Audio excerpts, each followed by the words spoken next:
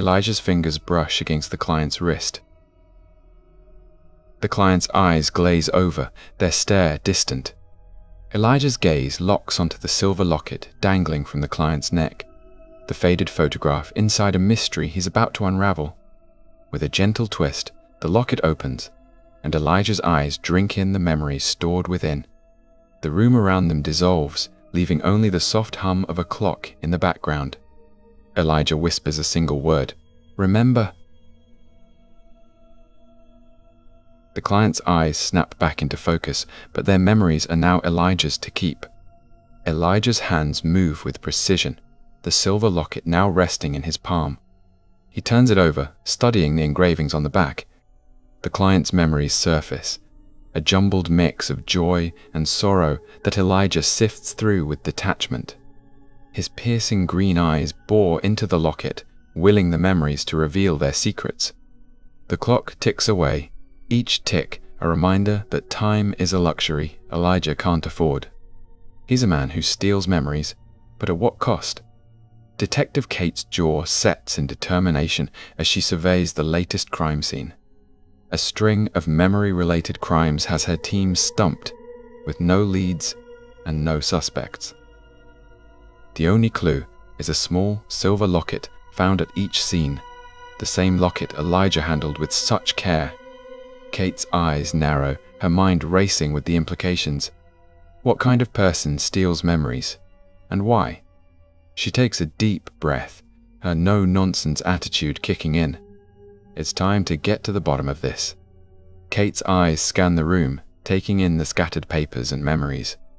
Each piece of paper holds a fragment of a memory, a glimpse into the life of the victim. She bends down, her short blonde hair falling around her face. The papers rustle as she gathers them, each one a puzzle piece in a much larger puzzle. The clock on the wall ticks away. Kate's determination hardens, her voice firm as she instructs her team to canvass the area. They need to find the person responsible, and fast. Elijah's eyes flutter open, his gaze drifting around a room that's not his own. The fragmented memories of his past swirl around him, a kaleidoscope of images. He sits up, his unkempt black hair a tangled mess. His hands rub his temples, trying to massage away the memories that haunt him. The silver locket glints on his nightstand, a reminder of the memories he's stolen. Elijah whispers a single phrase, "What's real?"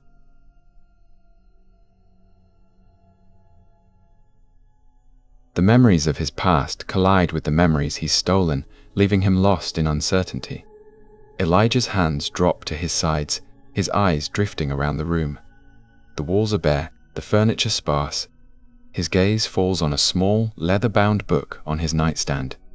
The cover is worn, the pages dog-eared. Elijah's fingers brush against the cover, and a memory surfaces. A memory of a woman, her curly brown hair a warm smile. Lena. The name whispers through his mind, a whispered promise of a memory that's his alone. Elijah's eyes close, his chest rising and falling with a slow, measured breath. The memories he's stolen have become his own, but at what cost? The kettle whistles, steam curling up like a shy ghost, and the copper kettle's handle warms Elijah's palm as he slides it onto the stove.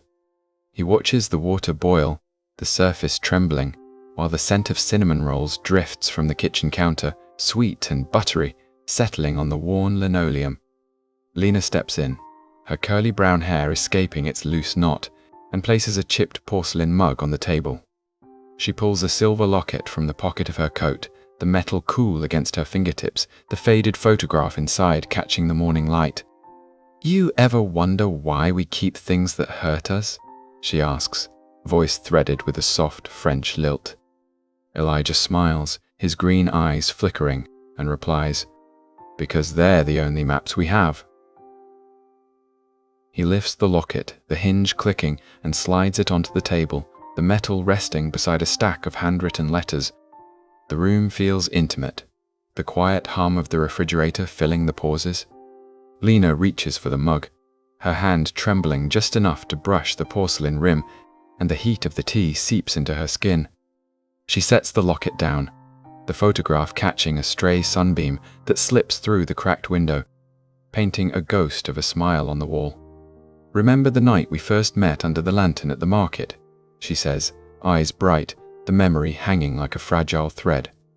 Elijah leans forward, his elbows resting on the table, and his voice lowers. "I keep that night in a pocket I never show anyone." He slides his thumb over the locket's clasp, feeling the tiny ridges, a tactile reminder of something he cannot name. He tucks the locket back into his coat, the metal pressing against his chest. The moment lingers, a quiet promise between two people who share more than words.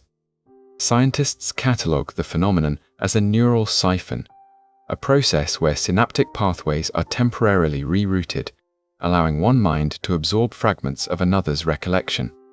The mechanism, according to Dr. Shu, involves a surge of calcium ions that creates a brief bridge between cortical regions. While most neurologists label it speculative, the forensic report tells a different story, noting residual trace elements in the victim's hippocampus. The bridge, if it exists, can transfer 3 birthdays, 2 wedding vows, 7 childhood afternoons, all without the donor's awareness. A warning, a threat, a message no one could read. Think about what that actually requires.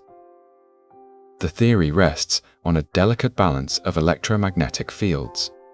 A misstep could erase a whole decade of identity.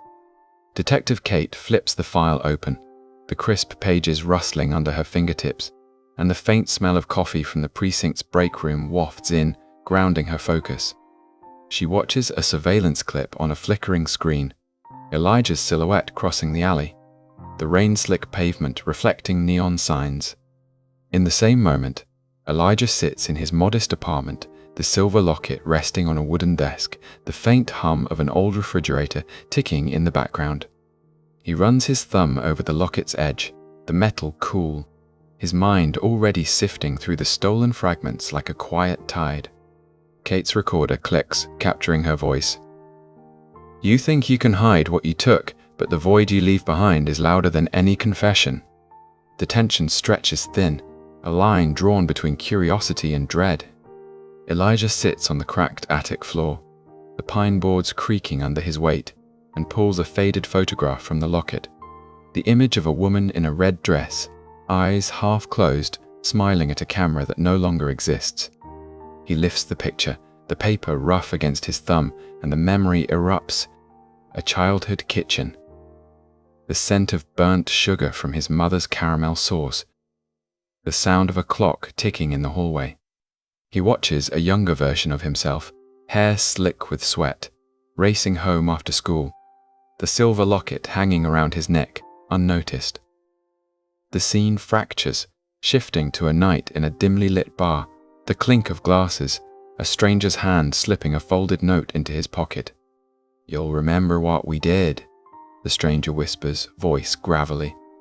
Elijah's eyes flicker. The memory snaps like a broken record. He feels the weight of the note, the paper crumpled, the ink smudged. He pockets the note without a second thought. The attic light flickers, casting shadows that dance across the walls, and for a heartbeat, the world feels still. A neighbor's door slams somewhere below, a sudden thud that cuts through the attic's hush. Elijah rises, his posture steady, the locket still heavy against his chest. He steps onto the narrow staircase, each step cool under his shoe, and the faint smell of ozone from a recent storm clings to the hallway. He reaches the landing, pauses, and the echo of his own breathing fills the space. "We are all collectors," he mutters, voice low, a fragment of a thought that never fully. Detective Kate shoves the warped bedroom door open, the hinges screaming a thin, metallic protest. The room is a tableau of chaos. Lena's dress lies half wet on the floor, a crimson stain spreading like ink across the carpet. A single kitchen light flickers, casting a thin halo over the shattered glass of a wine bottle. Kate's short blonde hair catches the sputtering glow, her sharp jawline set in a line that does not soften. This isn't a random act. she says, voice low, the words hanging in the stale air. The scent of copper lingers, sharp against the faint perfume that still clings to Lena's skin. A notebook lies open on the nightstand, its pages filled with hurried scribbles. Kate flips to the latest entry, eyes scanning the cramped handwriting. The page mentions a meeting at 9 p.m, a promise to meet by the river. She notes the time, then turns, the heel of her boot clicking against the tile. Nobody came. The bathroom door is ajar, steam curling out like a ghost that refuses to settle. A towel hangs limp, its cotton fibers still damp. Kate steps inside, the tiles cold beneath her shoes, and spots a half-filled sink. The mirror reflects a smear of blood that drips down in slow, deliberate lines. Who would do this? Elijah wakes before dawn, the thin mattress sighing as he slides out, his unkempt black hair brushing the pillow's edge. He pads to the kitchen, the wooden floor still cool from the night's air, and cranks the old kettle. Steam escapes, curling around his hands, and he watches the copper handle heat his palm. He pours the amber liquid into a chipped mug, the ceramic's rough surface grounding him. He walks to the table where a silver locket rests, its chain tangled around a stack of receipts. Inside, a faded photograph catches his eye. Lena's smile, caught in a summer garden, sunlight catching the curls of her hair. She greets him at the doorway, curly brown hair spilling over her shoulders, a warm smile that lifts the room. "Good morning," she says, voice tinged with a faint French accent that always makes him smile. She drops her bag on the bench, the leather thudding softly, then moves to the sink. The sound of running water blends with the ticking of the wall clock, each tick a reminder of moments they share. She reaches for the locket, fingers brushing his, and they exchange a glance that says more than words could. After breakfast, they sit at the small kitchen table, a single plate of toast between them. He spreads butter, the knife gliding over the golden surface, while she watches, eyes bright. She laughs 3 times, each chuckle a small ripple in the quiet. She sips her coffee, the bitterness pulling her awake, then leans forward, tracing the rim of the mug with her fingertip. He watches her, his green eyes tracing the curve of her hand, feeling the subtle tremor that hints at her excitement for the day ahead. Imagine the sound of the city at night, distant horns, the hum of neon, a backdrop to their ordinary plans. He promises to meet her at the river at 9 p.m, a promise that will later sit heavy in his mind. He tucks the locket back onto the nightstand, its chain looping over the edge, a quiet anchor in the room. While most believed the case was closed, the evidence told a different story. Kate returns to her desk, the fluorescent light buzzing overhead, and pulls up an email thread from Lena's account.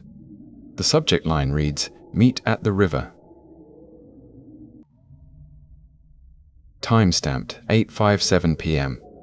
A terse reply follows, "Can't make it," signed with a single dot. She clicks forward, the cursor landing on a series of photos attached. Lena's smiling face, a blurred riverbank, a distant figure obscured by shadows. The next link opens a dating profile. The headline, "Looking for Adventure."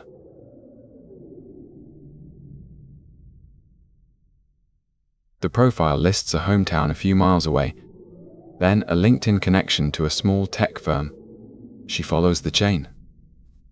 Company website, Facebook profile, a geotagged check-in at a downtown cafe. The trail reads, email, photos.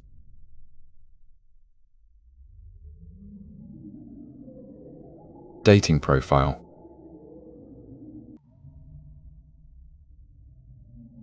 Hometown. LinkedIn. Facebook. LinkedIn. Facebook. She pauses, the weight of the discovery pressing against her chest, a cruel reminder that the puzzle pieces fit in an unexpected way. The screen flickers, the cursor blinking as she considers the possibilities. A message no one could read. Kate leans back, the chair creaking, and reaches for a mug that sits untouched on the desk. She pours coffee, the dark liquid swirling, and takes a sip. the bitterness grounding her thoughts. After the call ends, she walks to the hallway, the tile cool beneath her shoes, and turns the faucet off. The drip. Elijah lifts the locket from the cluttered desk, the metal biting his thumb as if it remembers the pressure of a forgotten promise. He slides it onto the edge of the cracked wooden table, the surface warm from the afternoon sun that filters through the blinds. A thin ribbon of ozone curls up from the open window, mingling with the faint scent of rusted pipe that has settled in the room for weeks. The locket clicks open, revealing a grainy photograph that has yellowed around the edges. The image catches his eye. A woman with a soft smile, her hair caught in a breeze that never reached the studio's stale air. Her eyes, those same hazel depths that once held Lena's laughter, stare back at him, unblinking. A soft whir of the ceiling fan hums, the sound barely cutting through the stillness that has settled over the room like a thin veil. Elijah's green eyes flicker, a tremor crossing them as he leans closer, the cold of the metal seeping into his palm. "That's the key," he mutters, voice low, the words slipping out before he can weigh them. He places the locket on the file that lies beside the recorder, the paper beneath it crinkling under the weight. He reaches for the recorder, its plastic case still warm from the last playback. The tape inside whirs to life, a crackle of static filling the air, then a voice, soft, French-accented, breaks through. "Lena, promise me you'll never forget," the recording says, the words looping in a loop that feels like a broken record. Elijah watches the waveform dance on the screen, each peak a pulse of something he cannot name. A sudden flash of memory tears through him, sharp as a splinter. He remembers Lena's hands brushing his cheek, the way she pressed a chilled glass of water into his palm after a long night of experiments. The glass had left a faint ring on his skin, a reminder of a moment that now feels borrowed. He shakes his head, the motion sending a ripple through his hair. The locket slips, clattering onto the floor, the sound echoing off the plaster like a warning. He bends, fingers closing around the cold edge, and lifts it again, the photograph now half obscured by a smear of his own sweat. But that never happened. The room flickers, the lights sputtering as if the building itself hesitates. Elijah's mind reels, the recollections that had anchored his reality unspooling into fragments that no longer fit. He hears a voice behind him. Detective Kate, her boots thudding against the linoleum, the scent of disinfectant trailing her like a ghost. She stops, eyes narrowing as she spots the locket on the floor. "What are you doing with that?" she asks, tone flat, the edge of steel in her words. Elijah lifts the locket, the metal catching the light, and holds it out, the photograph now face up. "It belongs to her," he says, each syllable deliberate, as if buying time. Kate steps closer, the click of her badge, a small, metallic percussion. "You think a trinket can hide a murder?" she replies, voice low enough that only the two of them hear it. Elijah's breath fogs in the cool air, the taste of copper on his tongue. He watches her hand hover over the locket, then drop a thin envelope onto the table, its seal broken. Inside, a single sheet of paper, handwritten, the ink smudged as if pressed too hard. The note reads, "I took what you stole, and I gave you back a lie." A cold shiver runs down Elijah's spine, his skin prickling as if the room itself had turned icy. He looks up, meeting Kate's stare, and in that instant a memory surfaces, one that does not belong to him. A man in a trench coat, his silhouette framed by a flickering street lamp, handing a small box to a woman who looks exactly like Lena. The memory snaps, and the sound of a distant siren wails, the note's echo lingering in the hallway beyond the door. He turns, searching the attic for the recorder, the metal steps creaking under his weight. The attic smells of dust and old insulation, a dry, papery scent that makes his throat tighten. He pulls the recorder down, its case rattling, and presses play. The tape hisses, then a woman's voice. Lena's laughs, the sound bright and unguarded. "You'll never get away with it, Elijah," she says, the words crisp, the tone playful. The laugh cuts off abruptly, a gasp following, then silence. Elijah's hand trembles, the recorder slipping, its plastic casing cracking against the floorboards. He catches it, the metal edges biting his fingers. "Who are you?" Kate demands, stepping forward, the light from the hallway casting long shadows across the floor. He opens his mouth, but the words dissolve into a series of numbers that flash behind his eyes. 23, 59, 100, 2. The numbers stack, a numbered accumulation of stolen fragments that no longer align. He looks at Kate, his expression steady, the stoic mask of a man who has watched his own story being edited. "I'm the one who kept them safe," he says, the phrase hanging in the air like a broken promise. Kate's jaw tightens, the edge of her resolve sharpening. "Safe? You erased Lena's last night, and the city thinks you're a hero." Elijah's gaze drops to the locket, the photograph now cracked, the edges frayed like paper left too long in the sun. He lifts it, the metal cold against his skin, and whispers, "I never saw her die." A sudden crash erupts from the hallway. Something heavy hits the wall, the sound reverberating like a gunshot. The bottle on the floor shatters, shards scattering, the scent of broken glass mingling with the metallic tang that has come to define the space. Kate lunges, her hand closing around the locket, the metal biting into her palm. "You're under arrest," she says, the words decisive, the badge flashing in the dim light. Elijah does not resist. He slides his fingers over the photograph one last time, the image of Lena's smile, now a ghost. He places the locket in Kate's hand, the weight of it settling like a final sentence.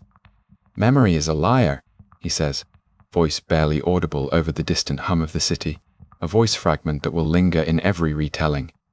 The hallway lights flicker, the fluorescent tubes buzzing before sputtering out, plunging the room into darkness. The only sound is the low hum of the recorder still playing, a loop of Lena's laughter that never reaches its end. Kate steps back, the locket clutched tight, her silhouette a stark outline against the faint glow of the streetlights seeping through the window. Elijah watches, his posture rigid, the stoic victim of a story rewritten by a single object. He turns toward the attic, the stairs creaking under his weight, each step a reminder that the world he built is collapsing like a house of cards. The attic door groans open, the smell of stale insulation flooding his nostrils, a reminder that the past is a room that can be entered. Elijah sits at the kitchen table, the metal spoon clinking against a chipped mug, his unkempt black hair falling over eyes that flicker green even in dim light.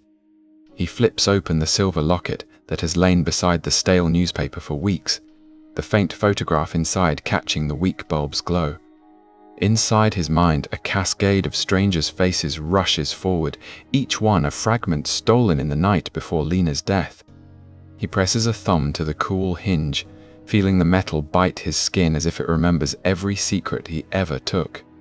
3 breaths, 2 sighs, 1 lingering echo of Lena's laugh, drift from the kitchen radio, unfinished and distant. He does not speak. The silence around him swells louder than any confession could. Detective Kate leans against the edge of her desk, the scarred wood pressing into the pads of her forearms, a half-filled cup of black coffee steaming beside a stack of case files. Her short blonde hair is tucked behind an ear, and the sharp jawline she's known for hardens as she flips a page, the crisp paper crackle, the only sound in the otherwise still precinct. "We chased shadows that stole our own," she murmurs, the low tone carrying the weight of every unanswered call. She watches the clock's red hand sweep past midnight, each tick reminding her that the murder still haunts the file, though the perpetrator's memories have vanished. A thought lingers at the edge of her mind, a question without an answer. What becomes of a life when its memories are gone? The locket rests now on Elijah's kitchen counter, its silver surface dulled by a thin film of oil from the stove, the faded portrait of a woman with curly brown hair barely visible behind the glass. He lifts it, the weight of the metal surprisingly heavy, and places it on the open notebook where he has been jotting down the images that return to him each night. The photograph's edge is frayed, a reminder that time has already begun to erase what remains. He does not look away. His fingers trace the rim, feeling the tiny scratches that speak of countless hands that have clasped this token before. Outside, a cold wind rattles the thin pane of the bathroom window, the sound slipping into the apartment like a whispered warning. Elijah's hand trembles as the locket slips from his grip, the metal clattering against the tiled floor, a thin ring echoing through the empty rooms.